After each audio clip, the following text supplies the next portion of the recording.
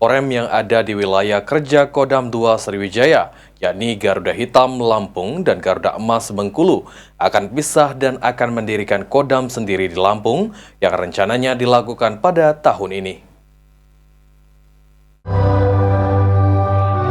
Pernyataan tersebut disampaikan langsung oleh Pangdam 2 Sriwijaya, Majen TNI Naudi Nurdika, saat hadiri syukuran HUT Kodam 2 Sriwijaya ke-79 di Aula Makodam 2 Sriwijaya.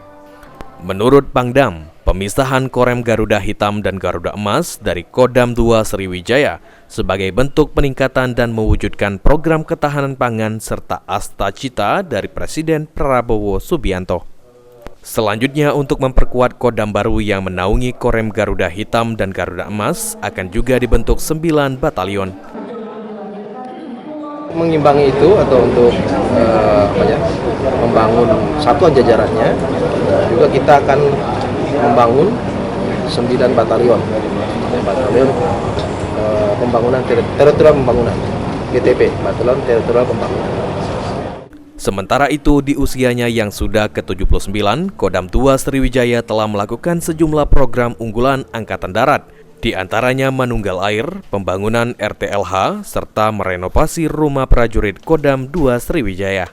Tim Liputan, PAL TV.